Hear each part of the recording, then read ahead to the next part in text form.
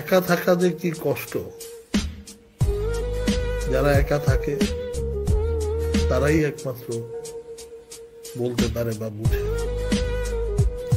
আমি আমার বাসায় সম্পূর্ণ একা থাকি।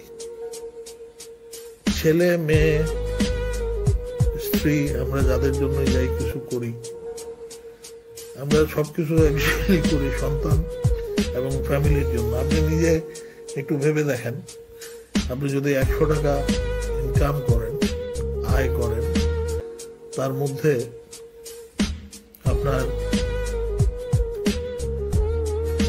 20% টাকাও আপনি আপনার নিজের জন্য ব্যয় করেন না।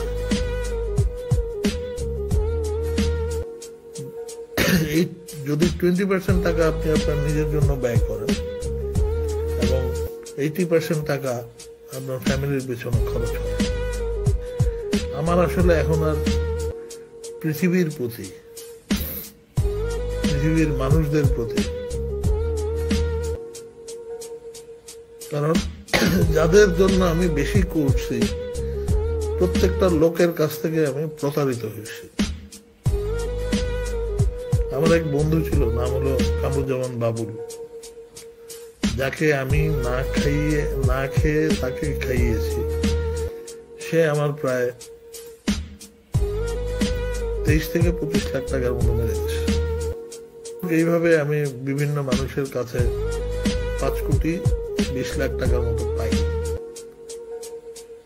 শেষ যেই লোকটা ছিল যাকে বিশ্বাস করছিলাম, সে হলো নোবেল সাহেব, যাকে আমি একটা মিনারেল ওয়াটার ফ্যাক্টরি করতেছিলাম, যে মেশিন আনার জন্য যাকে আমি দায়িত্ব দিয়েছিলাম, সেই তাকে টাকা দেই, কিন্তু তাকে টোটাল 7,10,000 টাকা অ্যাডভান্স করি তার সাথে চুক্তি মোতাবেক। কিন্তু সে